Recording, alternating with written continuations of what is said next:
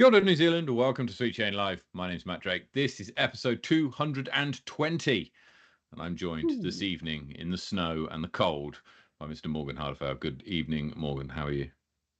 Evening, bro. I'm not too shabby, thank you very much. It is cold in here. There is no snow in the room, even though my background may show that. But it is cold, I will say that. How you doing up there? Yeah, very good. I had to go for the old. You can't quite see it. It's a lot sunnier where I am.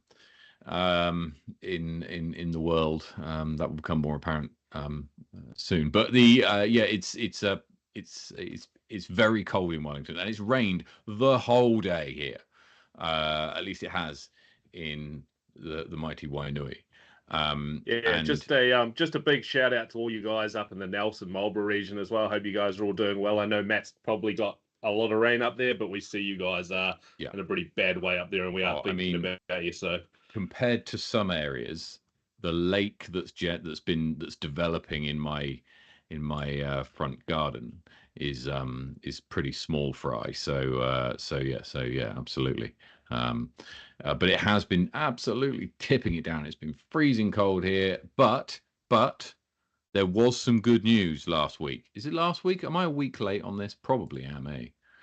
What have you got there? What have you got? Last week, I am late on it. Last week was the shortest day. Week before last, sorry. Yes, it was. On the 21st, or the shortest night, I think, was on the 21st of June, which means it's getting lighter every day now. It's getting lighter. It's getting brighter. We're getting closer to being able to play more evening disc golf, and that's a good thing. So, look, I'm really happy with that. So, yeah, for sure. Anyway, look, we've got a great show tonight. We are going to go through a few things. We've got hot scores coming up first. Then we're going to be speaking to Arne Burgess, chairman of the NZDG. Now, he's not currently online now, but he'll be joining us at some point during the telecast. So we'll have to bring him in when he's available. We'll be going through TD for Sub-Zero this weekend. That's right, as well. That's it. Yes. He's the TD for Sub-Zero, and so we'll be talking to him about that, which is coming up this weekend. Sub-Zero is the first event in season 3 of Sweet Chain Tipping. So that kicks off today, or this weekend rather, which means season 2 has just ended. And so we'll be going through some of those results and saying a big congratulations and a pat on the back to the winner. We'll be going through the results of Woodhill, which was the event which saw our tipping champ take out the honours. And we've also got Disc Golf Valley, code is above Morgan's head, November Lima Echo Papa. And then finally we'll go through the power rankings following the Woodhill event. So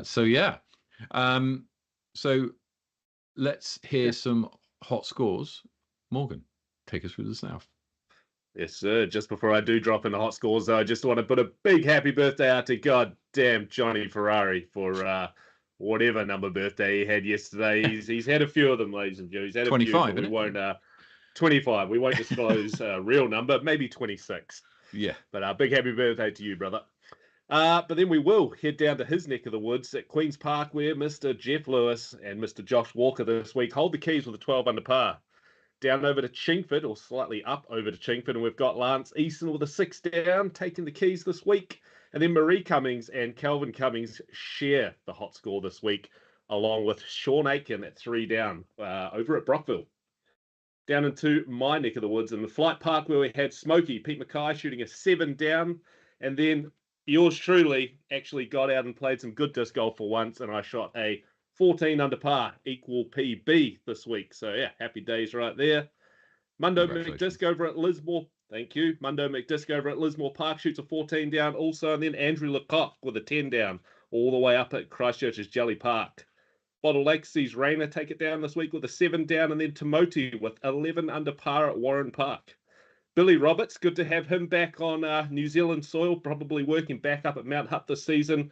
He shoots a smoking hot 15 down at Smallbone Reserve, and then we head all the way over to Queen's Park Reserve, where Alec shoots a nice 3 down. Couple more to go here. Stick with me. Taylor River and Inca shoots a 10 under par, and to round out the north of the south over at Brantford Park, Koa with a very, very nice 14 under par, Matt. That's your South Island hot scores. Fantastic. Up to the north and starting off in Berhampore, and it's Jung Ha who hits a course record 14 under par in the hills. Berhampore around the black layout, fantastic. Yeah, brilliant. I saw the scorecard, and it's just it looking very impressive. Andrew Lecoq and Elijah hit the hot score with a 3 down at Hikoikoi, and it's Andrew Lecoq again and Flavio Mayorga who are at Harcourt Park shooting 3 under par. Glenn Bullivant and Leon Krelling can't decide who's best, tying as they've done for 5 under par over Flaxmere. And Dan Pickerskill goes round Spa Park Black at 6 under par. 6 under par is enough for Taylor to take the keys at Scion Tree Nursery, and Byron Salisbury's 14 under par gives him the honours this week at Henderson.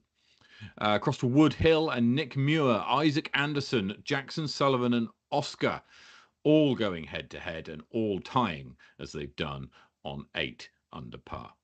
And finally, rounding out the hot scores for this week, Kieran Martin does Rosedale for +1 for the hot score this week. So well done. If you picked up a hot score this week, Morgan, well done to you and your hot score. Very impressive. 14 under par. You've got to be pretty focused, laser-eyed on that to take it out, birdie or die around the gardens.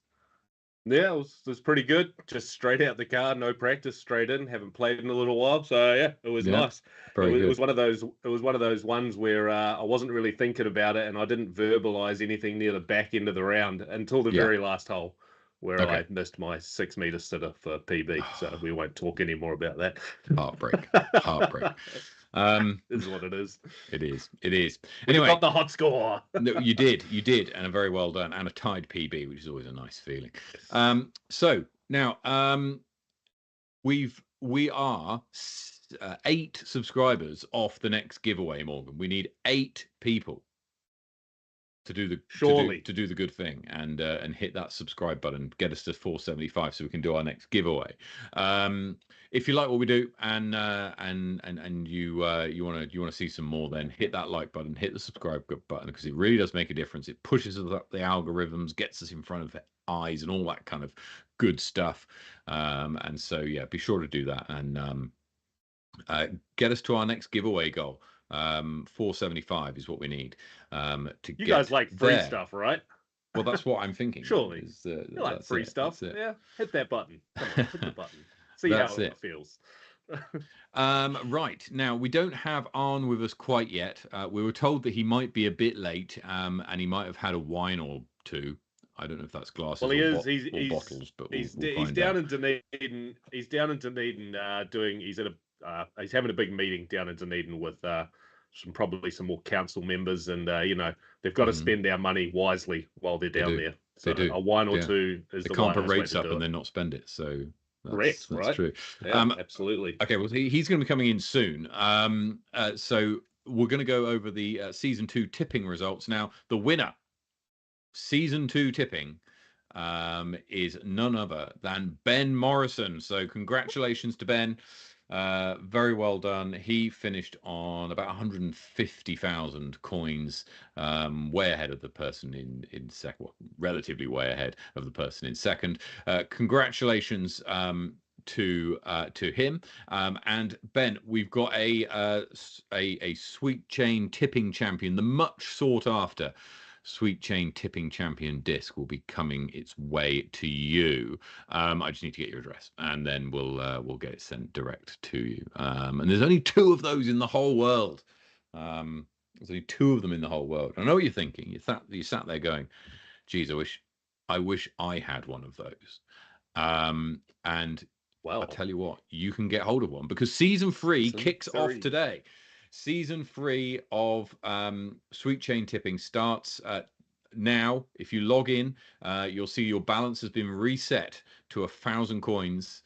Remember to log in every day to pick up your little goodie box and keep yourself up topped up. And then place your bets for Sub-Zero this weekend, which we'll go through the odds of shortly. But the way that Ben won it is he took out the win following the Woodhill one-dayer, which was played last weekend on Sunday at Woodhill up in Auckland, and we're going to have a look at the results of that now. So 69 people taken to the field there, Matt. They did very well. JLP takes out the win in MA1 by a single shot over Zach Armour and Joe Seebeck. Some pretty we mentioned it last week. It was a pretty tight field, and actually you can see that with 6 shots just separating the from second to ninth there. Look, and it's just 7 separating the top 9. So incredibly close. So well done to JLP for a good win. Hot score of the weekend was actually Nicholas Gouldner, who hit a 960 rated round 2. So well done to him. Over in to Charlotte Dunkley played in FA1. I think she played the gold layout, whereas the other ladies played the blue layout. In MA40, Hayden Shaw takes out the win here by 2 strokes over Steve Lawson. We were saying that Steve represented good value, and he had the lead after the first round. After the first round, and ended up tying with Levi for second. In that after an 891 second round, Hayden with a more consistent 57 and 58. Yeah. You said it there. It's just the consistency that really got him across the line, wasn't it? Well, that's it. And Hayden, when he's likely on, is incredibly consistent. So most likely sticking to a game plan and not veering too far away from it. So well done to Hayes. That's it. Debbie Mills wins FA40 by 3 shots over Laura Backer and Edwina Mandisodza, who tied. So that's a good result for Debbie Mills, a 902 rated first round there. The strong performance amongst the master ladies. In an MA2, Sean Aitken takes out the win relatively comfortably by 4 shots over Zach Muir, and with Nikolai Justice completing out the podium.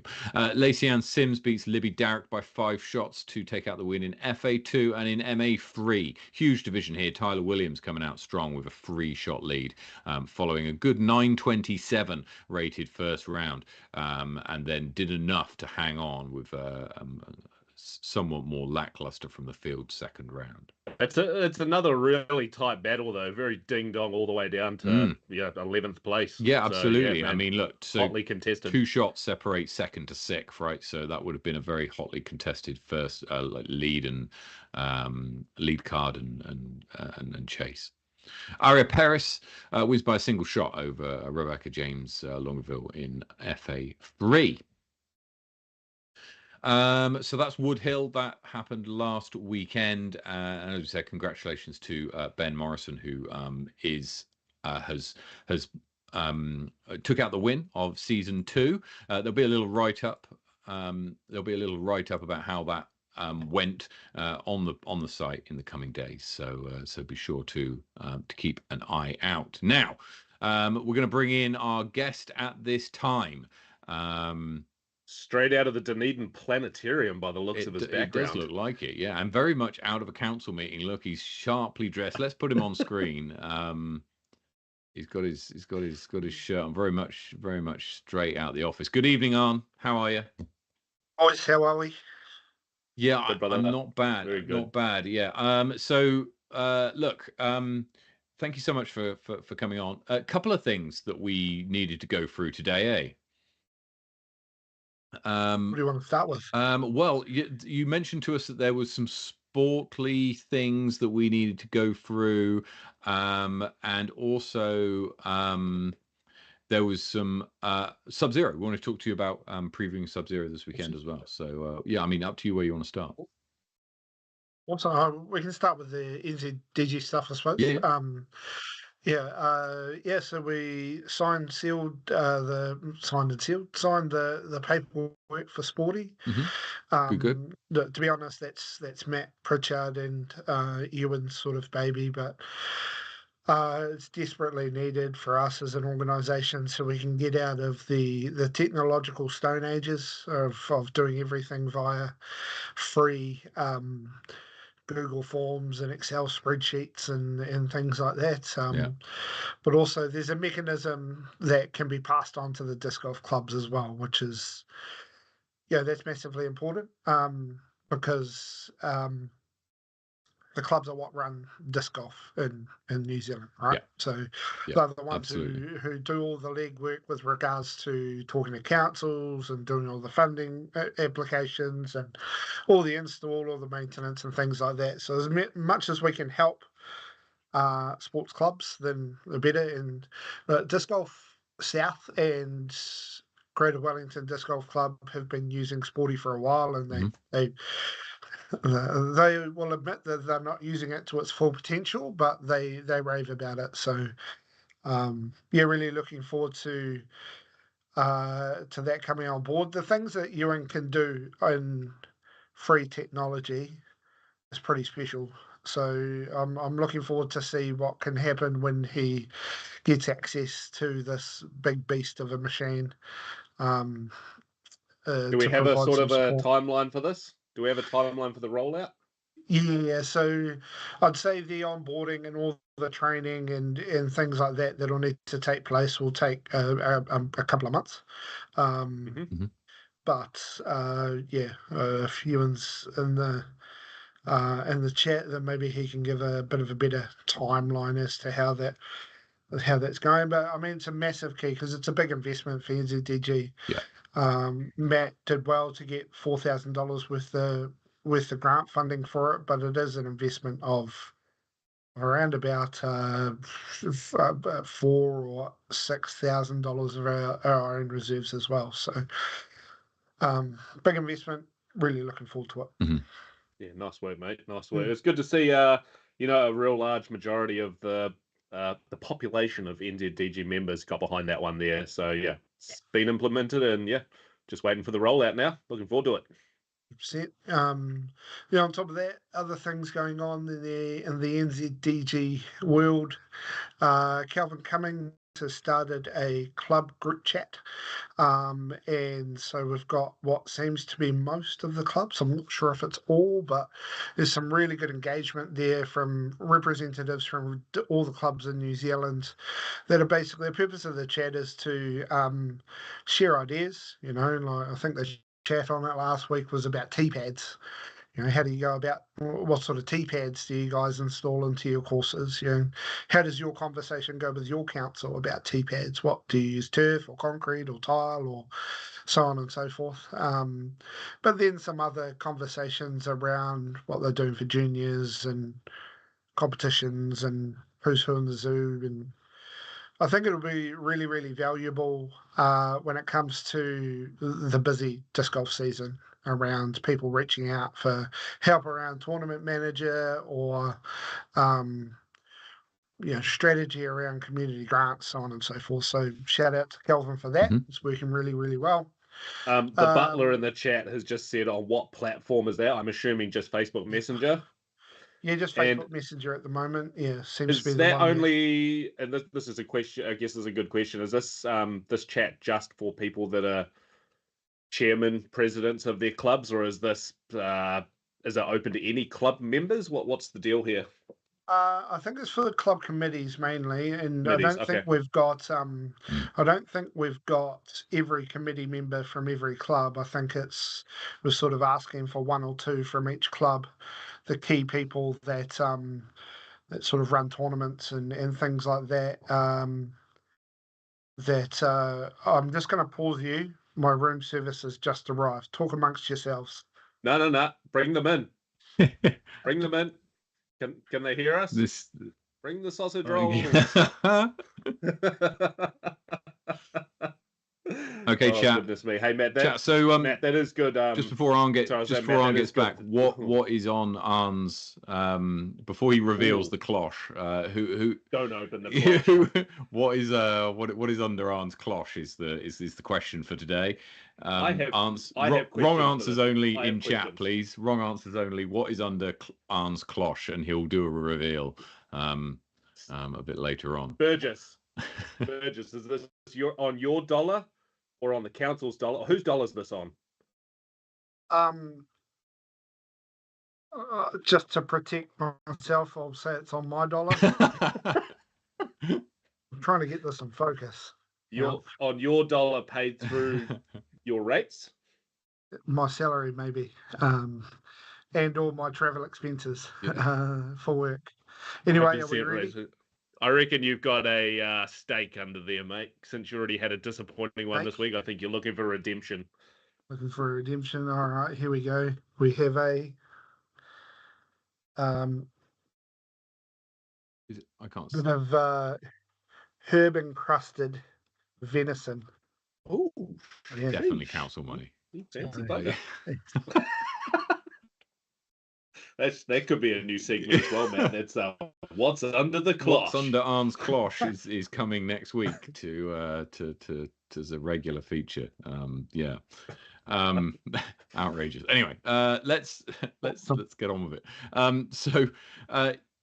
Arne, let's move on. Did you finish with NZDG? Sorry, did you finish what you wanted to talk about? Oh yeah. Or was there any other points? No, it's actually a pretty important announcement, I suppose. Mm-hmm. And to be fair, probably an apology to Mr. Wake. I haven't probably confirmed this with him, but he seemed pretty eager last week. But we have a venue for North Island Champs Excellent. in 2026. Fantastic. So yeah. Apologies to Johnny if I'm speaking out of turn, but we did confirm our expressions of interest. We had a loose date of the 1st of July, and Johnny and Jesse and Hayden Shaw put together, an awesome idea for a North Island Champs, which is to be held at Buckley Golf Course in Shannon. Fantastic. Yeah. All right, for us South Islanders, where is Buckley Golf Course? Where is Shannon? So Shannon is just north of Levin, between Levin and Palmy, right? So copy that. Yeah, so you it's on the same road pretty much between Levin and Palmy. So and there was a tournament held up there, the Buckley Blowout, I think, and it was.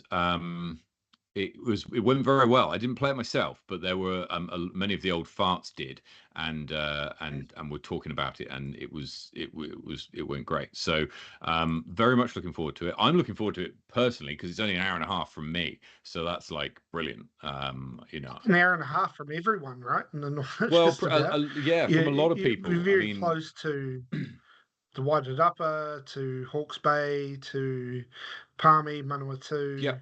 Not too far from Taupo. Yeah. And so we're actually, I think if you were to pick a place that was sort of roughly in the middle of somewhere, there's not many places where you could go right there. Yeah. So yeah, and Johnny, Jesse, super easy, awesome conversation about, what the expectations were, but also we're going to try and leverage this as an opportunity they've crowdfunded for some baskets there. Fantastic. Hopefully really push some sort of fundraising effort in and around North Island Champs for the other 9 baskets and get a permanent course installed in there. So we'll be getting behind them, and hopefully I'll be heading up. I'm pretty sure we're looking at Anzac weekend. Fantastic. Was the last time I talked, but I'll let Johnny and the crew announce the dates. Of course, and if they've got Hayden's backing, and he's helping out behind the scenes, then that's a good result for everyone. I think he's incredibly experienced, and so his experience and stuff will be very, very valuable. Just for people's calendars, Anzac weekend next year is the 25th, 26th, and 27th of April. Right, so obviously Anzac Day on the 25th, and then the Monday is the public holiday. So, I don't know if that will dictate the days that they run the tournament or not.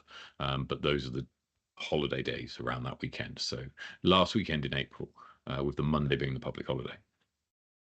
Yeah, cool. I mean, I'll let them announce the rest of it, but Hayden, to be honest, this is Johnny and Jesse's baby, and Hayden's just there as that extra layer of support that he offers to the other tournament directors. So, Johnny rates himself as a course designer.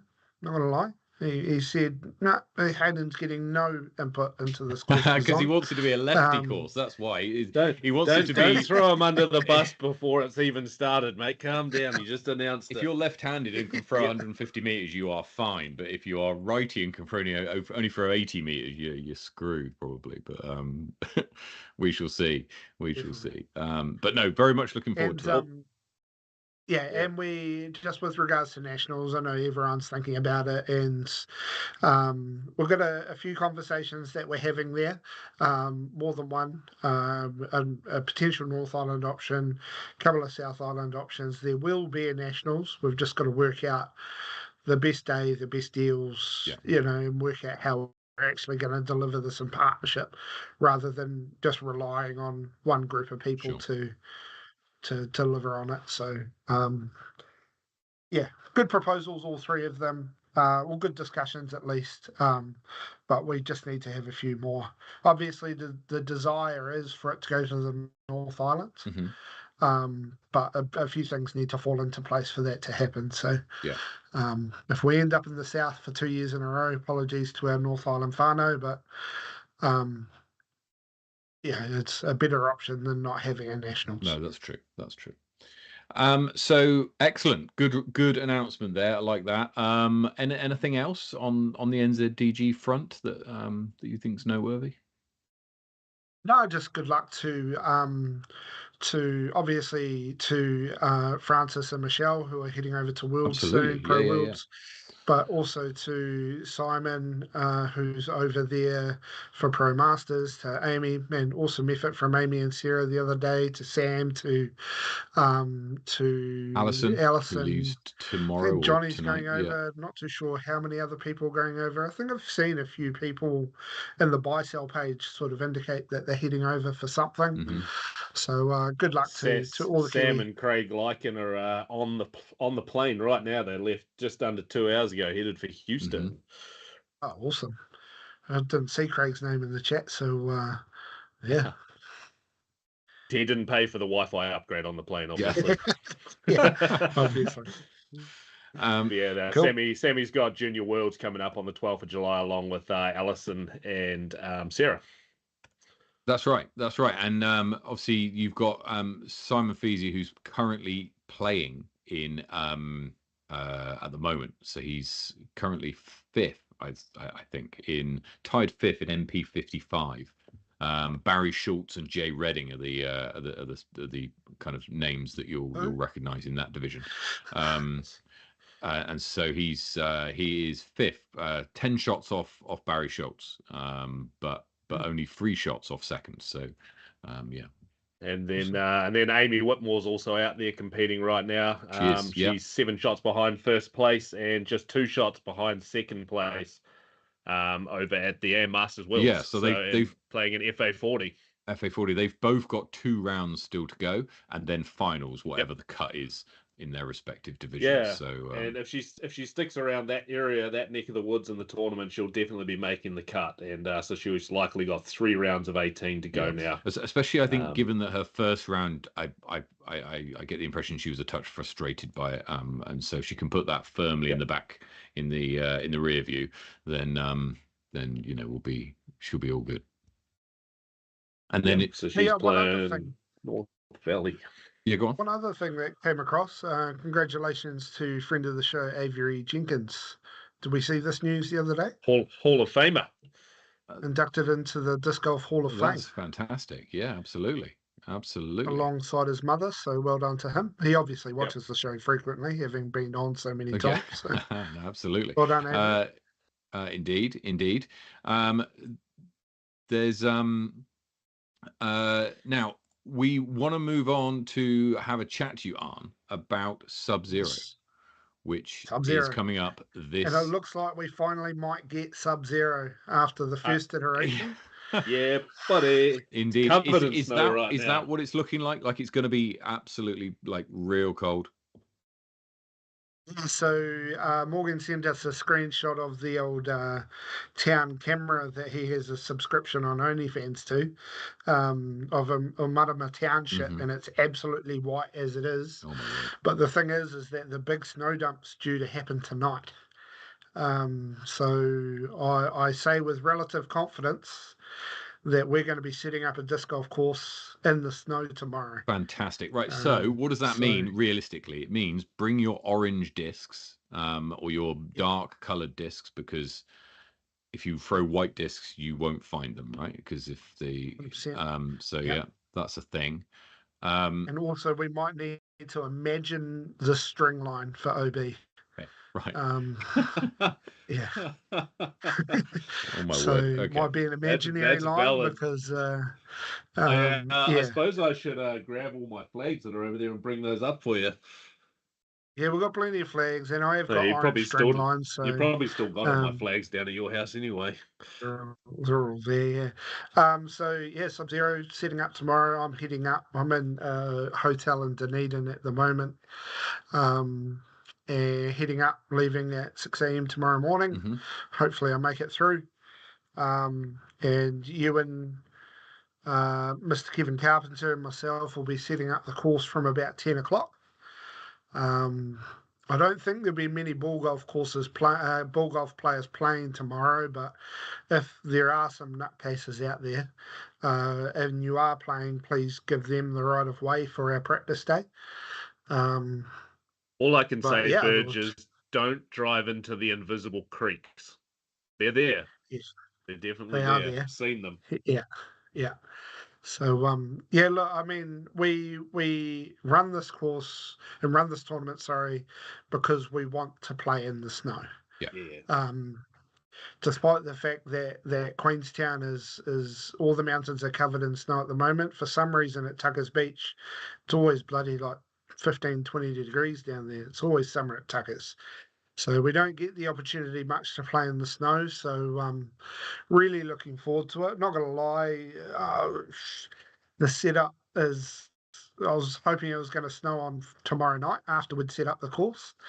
Not overly looking forward to trudging around in the snow, setting up a course. But tell me, do you have your drip waterproof socks? I do. They're going to come incredibly useful, and they are brilliant. Don't forget those, guys. They are fantastic. Don't forget those. Yes, they are. They are very good. good. And I've had forethought, and everyone that is entering the tournament will get. I mean, it's disposable, but they will get one hand warmer to start off the round, start off the tournament. So I've got 80 hand warmers ready to hand out. But maybe bring your own hand warmers. Do you know what? I wish you all the very best of this event, but I'm really glad I'm not playing it. I cannot stand snow. Like it's so much fun in the snow. It's really not. Matt, you're thinking about snow, the type of snow you get in Wellington, and it's not snow. That's sludge, sludgy slush ice. Yeah, where it rains mud almost, cold mud. The forecast for Saturday, as I'm just checked it, is a high of 1 or 2 degrees, but completely still. Perfect. Not a breath of wind. Beautiful. Not a breath of wind. And I tell you what, the fire in the clubhouse is going to be roaring. Good. That's you where just I'd be brought sat. up what I was just about to say. Yeah.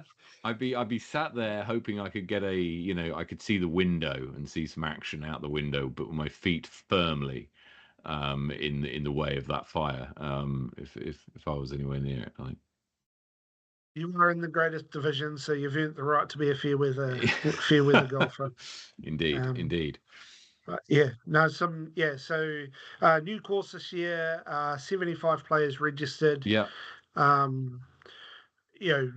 Awesome. I'm not so here's one for you guys. I'm not condensing divisions.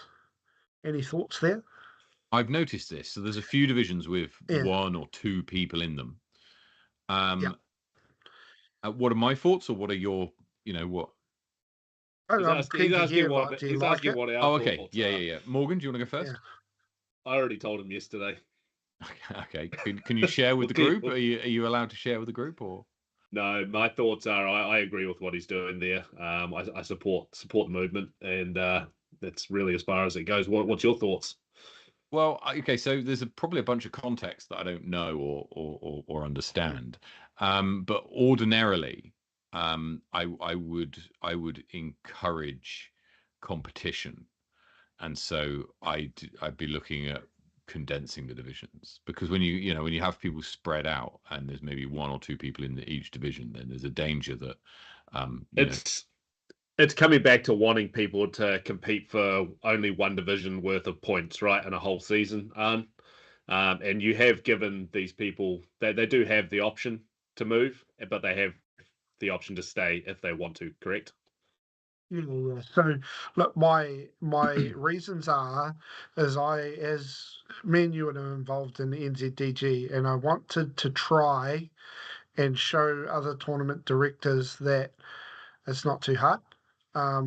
As in, I think you can still create division based on a layout rather than divisions. So you can compete with others on your layout rather than on your just in your division. So you can, when you're on a division that has lots of people, you can compete with the people in your division, but then you're also comparing yourself to the MPOs and things like that when I play on the same layout. So that's one. So I think there's still competition there, but I think the key is you've got to give the players the option. Do you want? And I've been quite clear. Like, if you're in a division of one, it costs us to hire the course. It costs us to bring the tournament to Umarama, and it actually costs quite a lot. And so the prize pool in a pool of one or two is pretty small. You might get a trophy, maybe a little token, and that's about it. But you get given the option to change to a bigger division if you feel like competing for a prize. Because the prize pool for MA1 is the biggest division, so 14 people. Prize pool there, I think we pay down to 5th. Yeah. So if you want to change, then you can change. But the big one is because the tour point system will be changing in September. Okay. And the tour points will no longer be in scoring groups. So divisions won't. Ewan might yell at me. Because he's the one doing the main work around this. But the divisions for the NZDG tour will be division based, right? Not group. So if I've got this right, if I'm interpreting this correctly, is that if you decide that you're going to play in MA50 in a particular event, and then you turn up to the next event, you earn some points for finishing wherever you finished in MA50. At the next event, you you can register for MA50, but you're the only one who's registered for MA50 because there aren't any other 50-year-olds. You're doing so that you can pick up those MA50 points. Whereas if you competed in MA40, for example, you wouldn't achieve you'd be spreading your points over many different divisions. That's pretty much what we're saying. So we're gonna we need to put a bit of a need to get Ewan to confirm this. Him and Michaela have been working on the system and they've been referencing backwards and forwards, but basically we will work the new tour, from what I understand it, will work on a set of base points and then multipliers or bonus points. Okay.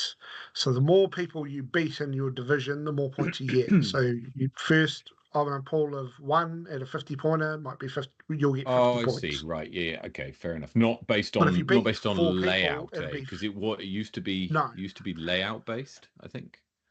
It was sort of like it was in groups. So like MA1 and FPO were in the same group. And so, because there was the theory, we needed the FPO scoring group to be bigger, but we thought that they were better than MA2. So, so we're sort of removing that and going, you basically, what we're trying to do is we want you to pick your division. Yeah, that's what I was going to say. Like you need to pick which division you're going to play in, right? You've got to go like, I'm gunning for this division. And so I mean, it'll make it a lot clearer in terms of the publishing results and stuff, the results, because people won't be going, last year we had a situation where, for example, I think Gary Jarvis was winning MA50 and he only competed in that division once, despite playing in MA40 a bunch of times, MA60 and stuff. So Yeah, but like that's interesting. That's interesting that it's done that Yeah. way. The Yeah. big For question that most comes of out the of this, Burge, divisions, is where are you yeah, playing this year? Where are you going to be putting yourself? I'll stay with the old buggers. I think there might be the odd tournament that I go and play MPO because I need to help out with the music or Okay. I'm too hungover Thanks, mate. to Appreciate the play early offer. in the morning. Uh, um, yeah, I- so I mean the thing is that the new PDGA rules for age protected or protected divisions, you have to offer equivalent divisions, and then if someone Mhm. registers, you have to give them the opportunity to play by themselves. So, for yeah, instance, I think that's a MA40, really if you interesting offer, rule, eh? Yeah. yeah, so if you offer, say, MP50, which doesn't get offered very often anymore, for 1 week you must offer FP50. Mm, And then if there's a registration in FP50 within that week, that's it. you have to maintain Yeah, that. yeah. It's really interesting because I kind of see it as it does bug me a little bit, I'll be honest, right? Because and it doesn't bug me from a point of view of tournament directors and the behavior that they're going for, because they're being influenced by the rules of the PDGA, right? But this is one of the things that the PDGA do that I don't entirely agree with. And that's because I think that in a and maybe I'm comparing to other sports, which is the wrong thing to do. But I don't know if it doesn't feel that there would be too many other sports that would do it in that way. It feels like there other sports would say, I'm going to run a tournament. Here are the divisions I'm offering. Do you want to play in it? And you pick the divisions that are on offer, right? And so the tournament director says, these are the divisions that are on offer. And you can pick one. And if you want to, if the division that you specifically want to play in isn't available, you either play in a different one or you don't play. And it might be that that's how it is, and it might well be that the PGA are thinking, actually, when if we ever get to the scale of some of the other sports that I might be personally thinking of, then maybe that's something that they can change on. But and so yeah, I don't know. It's just something that doesn't quite seem right, I'm coming at it from I've beaten this drum so much that I mean I know everyone here is getting fed up with me doing it. Is that the disc golf tournaments are about finding out who the best disc golfer is, and you do that by creating competition between disc golfers. And if you spread people over divisions, you don't necessarily get the same amount of tournament what's the right way to phrase this? The you don't necessarily get the right tournament environment competition, if that makes sense. If people are spread across several divisions, I get it. You can compare yourself and go, oh yeah, I would have come third in MPO or whatever, but I'm not sure that's quite the same as if you were playing in the same division. Yeah, look, I mean, we're trying to position ourselves, and look, the thing is that I feel like NZDG has such a good relationship with the PDGA that if our player base were firmly against something, then we would let them know, and I feel like we'd be heard. We might not Yeah. get our way, but we'd at least be heard. I think an example of that was the proposal a couple of years ago when they talked about everyone must score on a card. Mm-hmm. The international community came back and said we don't like that, and so they removed it within the international player guide. So outside of America and Europe, you only have a minimum of 2 people on the scorecard. Yeah, I so don't really we understand can that, change it either. But hey, yeah. Anyway, we'll get into the weeds, but so Sub-Zero this weekend, going to be cold, but going to be amazing. It'll be beautiful, great for photos. The courses, it's not as long as the previous course, as in the holes, and one hole in the previous course was about 330 meters. I think the longest hole is 280, but there is lots of holes that are more than 130 meters. So for the big layout, for the shorter layout, I think the longest hole's 150, 180, something like that. Okay. So we've got a question for the chat. What if you start the season in MA2 and have a good start, but are ready for MA1? That comes from Troy Broad. And obviously, we joke about people sandbagging on the show a little bit, and so yeah, I mean that could end up being a thing. Could we be sat here next April, May, bemoaning the sandbaggers? Yeah, I mean, there's a possibility, and I'll take Ewan's comment just above that, which is probably as close to a telling off as I'm going to get from him, which is still needs some refinement in a few areas. No shouty sticks there, so I'll say he's not too grumpy, but look, there's some refinement that needs to happen. Yeah, that's all I can say about that. I think we want people playing in the division that they should be playing, and sometimes that can happen exponentially fast. Look at Johnny Wake a couple of years ago. Yeah. Within half a season, he was at MPO level and dominating. So, but I think I do have a question that sort of goes with this. Yeah. I do have a question that goes with this. At one point in time, a little while back, we were talking about bringing in New Zealand ratings based for division in New Zealand, right? Suggested ratings for divisions in New Zealand. Did we go anywhere with that? No, it's one of the work-ons.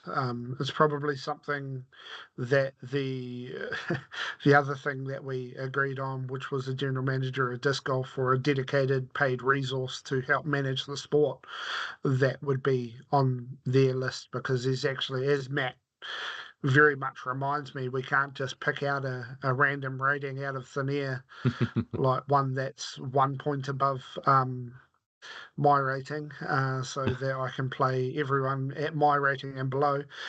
We actually need to put some science to it, and with that probably requires the data analytics team or and some stats geeks to really sit down and work it out, because it's not worth approaching the PDGA with this request until we have that really good piece of work that's taken place. No, I'd agree with that. Also, question here: MP40. I think I know the answer. MP40 and MP50 still combined? There's enough people that want to play MP50. Okay, so there's a split there that's my opinion. Yeah. There's a split there that is there and will persist.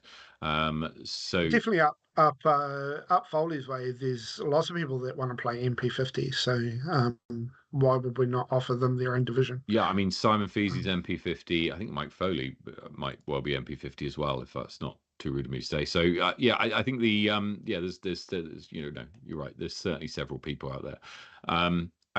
Sorry if Matt aged you, Mike. I think that if you're not quite 50. Look, my views on the whole wanting to create competition and stuff, it might be a little bit kind of like sideways, and not quite in line with other people and maybe what they're trying to achieve, and that may well be my understanding and my kind of naivety or otherwise. And so I'm happy to go. Let's have a look and see what happens. I mean, It's Simon's big desire for running for the board is he wants to create a high performance pathway and put some investment into our high performance, and within that we'll have a focus obviously of competition. But I suppose we're seeing a pattern of, whereas MA2, MA3 and below within the male divisions are the largest participant divisions mainly. And so we're trying to create a way where the NZDG tour makes a little bit more sense for those ones that play in those divisions. So I think the thing there is that there's a lot of MA1 players who are capable of competing at MPO level, right? and would surprise themselves, I think, if they did compete at MPO level. And if, though, there's probably about a dozen to 24 maybe players up and down the country who fall into that bracket, and if many of them moved across or moved up, is that the right way? Moved up on the ledger, perhaps, then I think what you might see is more MA2 and MA3 players. You know, it would make room for them. Do you know what I mean? Like, so if you look at some groups and go, we're gonna which division should I play? And you see a load of really strong names in MA1, you might go, actually, no, I want to be competing for something. I want to be, so I'll play MA2.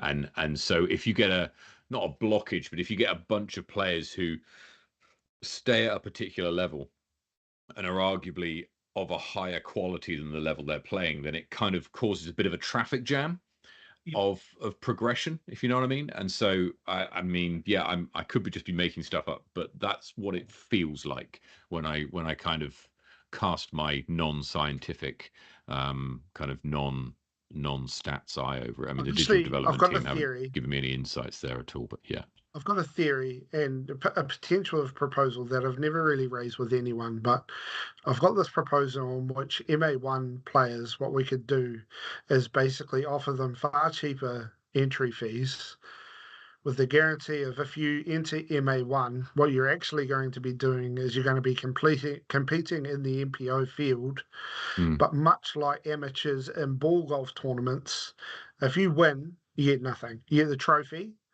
but you get nothing. There's no prizes at all within that division.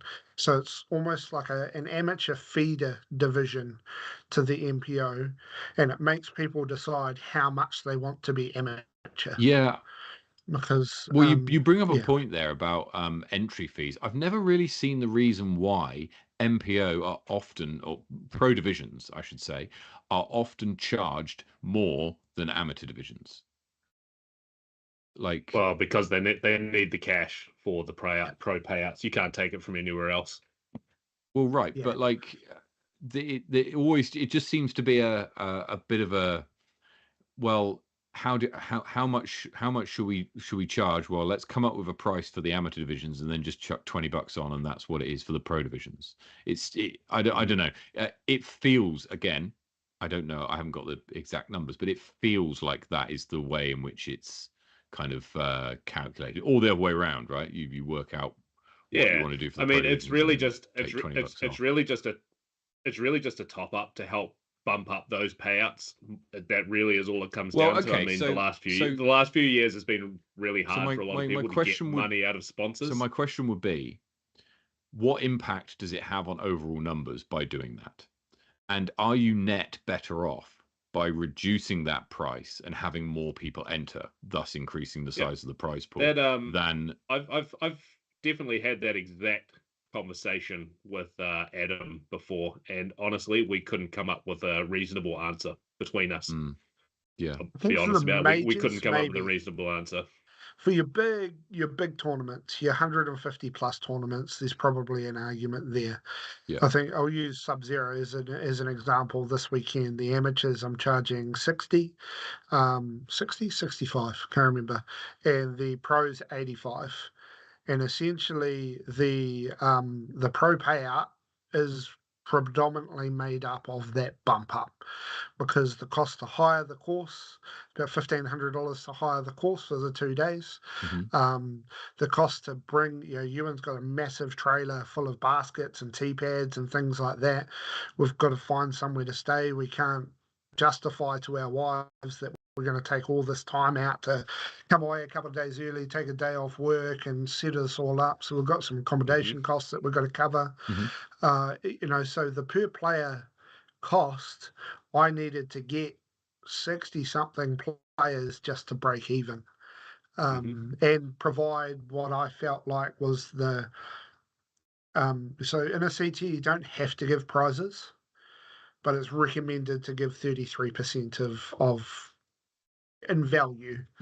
And so I'm trying to hit that 33%, but right on the line as far as the prizes. And so Yeah. I suppose, it's that whole balance of trying to provide disc golf tournaments, but not get divorced at the same time. Yeah. I think Do you want? So- Do you want that's the? fair. Do you want the notebook? There's a large notebook. Anyway, It's just like Bart Simpson's chalkboard. It's the same thing over and over and over. Look, so like the pro payout this weekend is not massive. It's not massive. We've got a 10 strong MPO field. We've got 2 in MP40, 1 in MP50, and 1 FPO. Yeah. So Okay. the MP40, MP50, and FPO, their cash prizes I think are like at the most $20-25. And the MPO will be a little bit more. And that's just because it costs what we're charging. But then, so last year I charged $80 for amateurs, but I only got 60.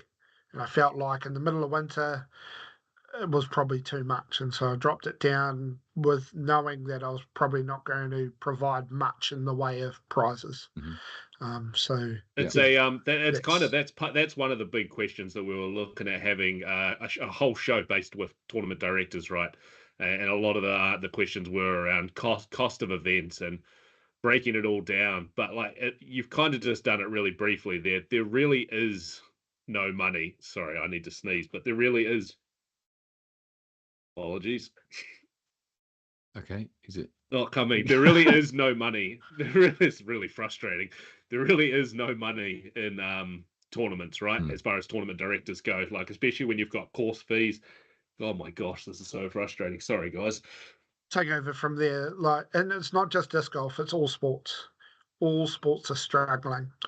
Even the All Blacks, New Zealand Rugby, their latest sponsorship deal to put the name on the front of the All Blacks jersey, which 10, 15 years ago, that cost Adidas $500 million.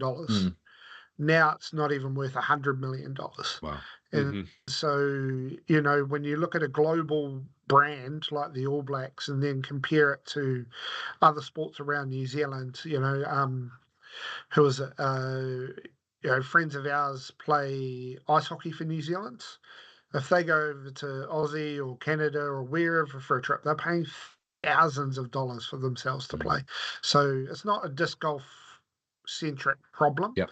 But I think we've got to weigh out the difference between having more disc golf tournaments and therefore doing them as cheap as possible, or having less. It's that balance of, and this is what I suppose your likes of your Elite Series, your TDU has added to our majors and our really good, traditional events by having high quality, high tier tournaments, which you can charge a little bit more and therefore offer a little bit more in the prize player pack or in the prize pool.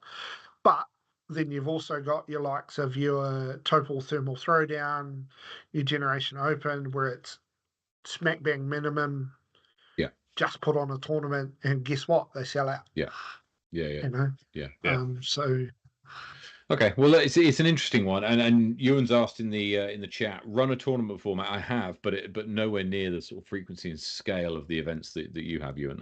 And so my apologies if I was somewhat dismissive of the process that goes through when it comes to setting fees.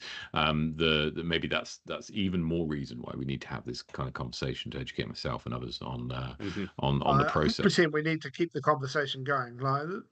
There needs to be challenge to every process. That's democracy, right? Totally. We need to challenge everything, but also be respectful when people are open and honest and say, we're taking a cut of this to pay for accommodation. Yeah. And I'll be very upfront and honest with everyone that we are taking a cut of Sub-Zero's fees to pay for our accommodation. We shouldn't have to. You have to. We have to. You have to. That shouldn't even come into question, right? Why should you be doing all the work to have to pay for your own bed to sleep in, which cooks, and you're taking a day off work? It doesn't make sense, right? Whether you're a business owner or just a normal everyday TD, it's cutting into your daily income as well. Yeah. It's bottom line. Yeah, no, fair enough. Arne, you mentioned a minute ago that you had a dozen players in MPO. Let's keep you on the line whilst we go through the tipping for We Sub-Zero. won't keep you too long because we know that There's a venison we know under your that Benny's cloche about ready and, to stand up and just gallop off, coming back to life. and it's going to be cold by the time Arne gets to it. So anyway, let's have a look at the tipping for this weekend at Sub-Zero. Daniel Hunter is the favourite going into the event. Last year, Morgan, the Hunter brothers finished second and third respectively in MA1, just behind Jack Maffey. So, you know, bit of history in this event. Daniel took out the honours then. They're both rated about 35 points higher than they were a year ago.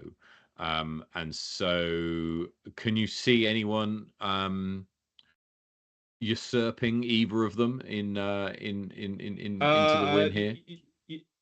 Yeah, no, definitely. Isaac Ladder has got absolutely everything it takes to get to the top of this ladder.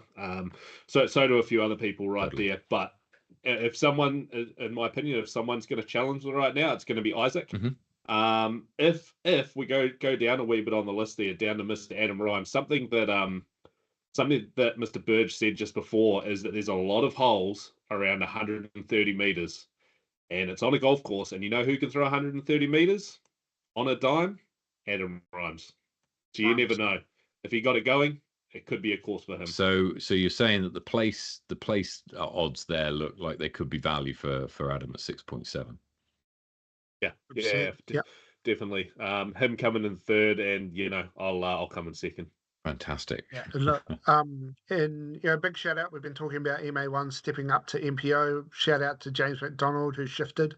He said, "No, I want to go have a crack," and he's done it. Absolutely. So well done to him. But yeah, look, if you can throw 120-ish meters accurately on this course, it's pretty open. You can eagle holes, and eagle holes will be what wins. Excellent. It's no pending. Yeah. Echo playing in FPO. In MP40, Matt Pritchard is up against Les Payne. Do we think Matt's going to take out the win here? He is the favourite. Yeah, no, I think Matty P will challenge the MPO players as well. Okay. Yeah. Where did I'll have to go back to last year's page to see where he came. I feel like he did pretty good last year as well. Matt Pritchard. Yeah. So I think he didn't play last year. He played the year before, my first. Oh, was it? Second tournament? Yeah, and I think he won. Yes, right. So he where did he come last year? 2023. He didn't play last year. Fifth in MPO in 2023. So 2023. Yeah. But you know, did very well. Only finished behind Seb, Willie Taratana, Ben Willake, and Isaac Sassanumahad. So yeah, good field. Looking a bit further down, Tahota in MP50. Joel Maunder is the favourite in MA1. As he should be. Absolutely, as he should be. A lot of people have have tipped Joel Maunder already. You can find out who. Billy Roberts. Is Billy playing or no? Yeah, so yeah, just to give the tipsters out there some inside information, don't bet on Billy because he's only going to play Saturday and then he has to work Sunday. Okay. He unfortunately there was an administration mistake on my behalf and he thought it was a one-dayer. But he still wants to play, so he'll be there. Good to see him back. And he is a beast as well, right? He's a beast of a player. It's good to have him back, him and his partner. So yeah. Just looking down the list, Craig Lykin and Ben Morrison have already bet on Billy Roberts this weekend. So I may refund their bets. So has Josh Pratt. So good man. They will get their bets refunded, which I shall do shortly after the show. Right, let's have a look. Anyone else in MA1 who you think might challenge the leaders there? No. I think it's I Joel's. think It's Joel's. I think it's all a farce, and Billy's going to be there for both days. He's going to call in sick, and you're just taking their money away from them. The choice is yours. You can have your money back or not. Yeah. Kev's got the arm for this, but there's some good players up ahead of him. Yeah. Yeah. In MA40, the best division, Lance Essen is the favourite. Yeah. What have we got here? Lancey, Ben Thompson. Yeah, Ben Thompson's a good shout. Ben Thompson is a really good shout. Seems like he's playing a wee bit more at the moment too, and he had a pretty good outing recently, from memory. Are you able to somehow work an algorithm in which I get my 7-shot TD handicap? It's 8 shots. It's 8 shots. 8 shots. Yeah. Because I reckon I'll go close. I'm not. It's not something the digital development team have done. Should be a handicap bet, right? On the tipping side, should be a handicap bet. Plus If you bet minus. on the TD, he gets 8 shots. Maybe that's one. Come on, do more. Maybe that do more. Do more. Maybe that's one for the future for the digital development team to work on, along with multis that Troy Broad is talking about as well. I think the one person that no one would get past is Hades. Yeah. Even when he's TD, he actually seems to play really good. That's he's true. like the only one. He's the anomaly. Yeah. Jessica Robert is the overwhelming favourite against Tui Smith in FA40.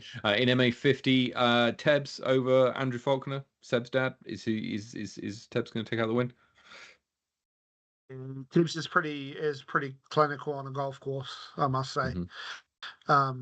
Dude just is so smart. Yeah. But a wee side sneaky smoky could be Tim Stewart. He's been playing since I left Christchurch. He's just getting better and better and better. So a wee place bet, well, probably that's pretty strong place bet. Excellent. And Deborah Hunter in FA50. Wayne Doyle and Chris Leeson, pretty evenly spread here, flip of a coin as far as the digital development team are concerned in MA60. MA2 has got some good competition to it. Joe Ball, Connor Rance. Wow. Okay. My money's on Connor. Connor Foley. Connor's played. I don't know these bottom three people. Connor Rance has played every version of Sub-Zero and is always amongst the first to register. I reckon he's got this. Okay. That's where my money's going. He'll become prepared. Him and Dad will come prepared. You might be right here. This could be the time that Connor steps up and takes down MA2. We shall see. At 9.6, like there's a fair shout. It's certainly not out of the running. MA3, Grayson Heen is the favourite here over Dane Gardner. I think that's going to be the battle in MA3. And in MJ15, Jacobs Weiss is the favourite over Noah Gardner, and Haley Rance is the favourite over Craig McKenzie. Mackenzie Craig. My apologies. That's the roundup from Sub-Zero. Arne, any parting thoughts whilst you're still there? Shout out to Mackenzie Craig, who is, because of her old man's toxic dedication to disc golf, is probably getting up at the hour of 3 or 4 in the morning. To sleep her way to Omarama and then sit in the truck whilst we go and set out baskets and stuff. So shout out to her. But no, cheers for having me, boys. You say that she'll sit there. I remember her helping set up there. She'll probably be out there being the absolute legend that she is and earning that first place win in the FJ15 for this weekend. Thanks, Burge. Go get into your venue. Thank you so much, and we'll see you again next time. You are still there, but you're going to disappear in a second to eat some venison. So enjoy. Yeah. I'll see you. I'll see you in a few hours, mate. I'll see you up in Omarama.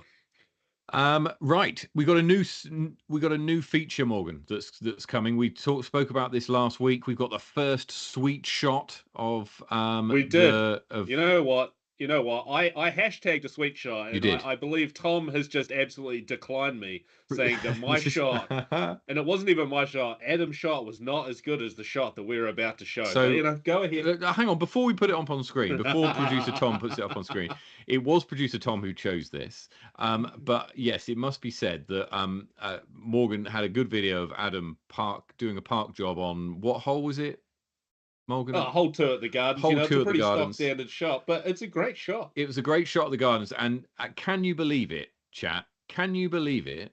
This shot was usurped and wins this week's sweet shot. So let's have a look. You know, so we got Evelina Salonen right here tossing it over the lake for a 124 Bang. meter ace. Morgan, I can't believe that Adam's park job on a 60 meter par 3 was beaten by an pretty rude, really. It's pretty rude, really. You know, support local, Tom. Support local. You know, I think is it support called them because they support us. It's called an albatrace, I think, is what it's called. Yes. Yeah. But Evelina threw someone, from what I'm led to believe, Evelina threw somebody else's disc, and it was a water disc. I believe whatever it was floated in water, and it was someone else's disc that she did not know how it flew. And she just threw it perfect. Yeah. Two aces, back-to-back tournaments, back-to-back weekends. So we'll see if she goes for the three-peat, the hat trick next weekend, and if she's competing next weekend. If you hit the ace, you don't need to putt, right? So it's all looking good for Evelina. Fantastic. Now we're going to go and play some distal. Before we do, if you do have a sweet shot that occurs, if you're out on the course at sub-zero and you see someone take a sweet shot, plug it on, put it up on your socials, give us a tag, and you never know. Producer Tom may decide that some shot from someone in Europe might get the nod over you. Anyway, let's go to distal. Morgan, you chose first last week. I did choose first last week, so after you, sir. So I'm just having a look around. Could we go with one that we don't normally? Shall I just go random again? Pick a random one out of my bag. Go for it. I'm going to go with whatever's in my hand here. My bag, the old reach around. Right, we're going to go with a Rive. That came up the other week, actually. Let's not go Rive. Do like a Rive. No, don't do it, Tom, because that one came up last week, so it won't be another Rive. Wait a minute. That's a Rive as well. No, that's a Grace. I'll have a Grace. A Grace, please. I did just pack my Rive. After last week, I pulled my Rive out ready for this weekend. It's been sitting in the door, ready to go. Right. We got here less stable than a Grace, slower than a Grace, and not Latitude. So a straighter Innova Discmania, slower, something like six glide. So quite glidey, but less Discmania, but less stable. Jeez, can we just go can we go with the will it be? Won't be that low. So it's only within 8, 9, 10, right? Yeah. 8, 9, 10 speed. 6 glide, 8, 9, 10 speed. What the hell is even that? Jeez, I'm already lost. There's a lot of Latitude discs that are glide 6, but it's not Latitude. What Pioneer? That's Latitude. That Latitude? It is. Oh, Roger. Okay. A Roadrunner? I have zero idea what's a 6 glide. I throw nothing in that range whatsoever. Well, let's try Roadrunner. You can try Roadrunner. Roadrunner. It's 6 glide, but it might give us some more clues. So it's a speed 9, and it's a 1 at the end, and it's a -2, -3, 1. And it's a 10 speed, and the glide is 6. So it's a 10, 6, -2 or 3, 1. And it's Innova. So that's a is that clue. What's the it? Is the it a putter? What? I know. I'm just thinking the IT disc. I get it confused with a different. -3 Mamba. It's a -4 in it, but maybe is it -3, 1? Or it could be -3. A Sidewinder? Is that a 10 speed? Maybe. Yeah. You're in the realm of discs I don't throw other than a Firebird. Or is a Sidewinder slower than a Roadrunner? I don't know. Gorgon from Hayden Bonney. Gorgon. Okay, well, let's try it if we're run it. keen there. Yeah. I would never have got that if that's what it is. Oh, wow.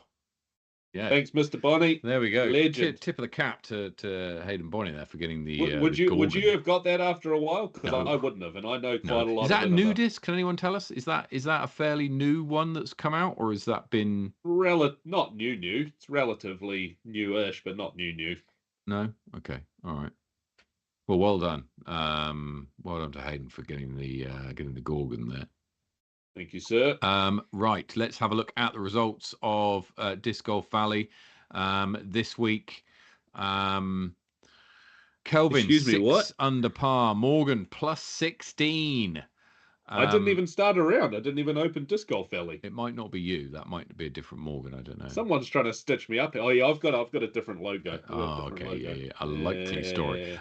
Producer Tom with plus 6. Nickid with plus 3. Grayson plus 1. Quinn, 1 under. So Kelvin takes out the win with a 6 under par and an ace. Well done, Kelv. And an ace and an albatross on that round. So very good. I mean, imagine getting an ace and an albatross in the same round. That'd be mental, wouldn't it? Be absolutely crazy. Right, let's have a quick look at the power rankings then before we leave you be for your weekend.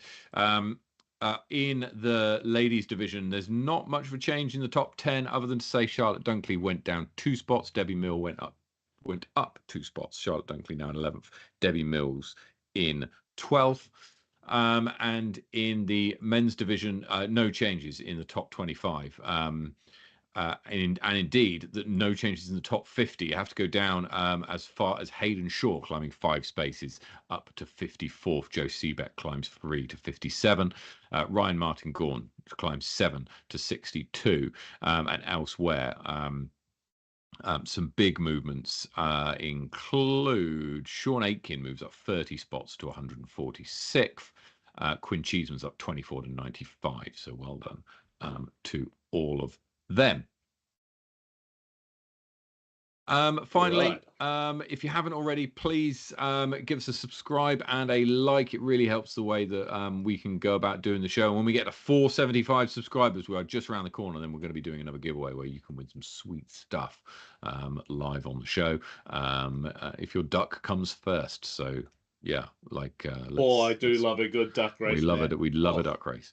And so yeah, we just need 8 more subscribers. Get us over the line. If you're not subscribed already, then please do consider doing it. Give the video a like. That'll help push us in front of more people who aren't subscribed. And if you want to go further, then please go over to patreon.com/sweetchainlive and find out more. There's when I say a little bit more, there is some more stuff coming to the Patreon, exclusive to Patreon, of which my background is somewhat of a clue, but that's all I shall say for now. Right, Morgan, you're playing Sub-Zero this weekend. I am. So very best of luck to you playing in Marama this weekend. Very best of luck to everybody competing in the snow in Sub-Zero. Please keep yourself warm as best you can. Wear the right equipment. Stay well. Don't want anyone getting sick whilst you're down there. And very best of luck to everybody playing. And wherever you're playing disc golf, take it easy. Play well. Get some birdies. And we'll see you next week. Cheers.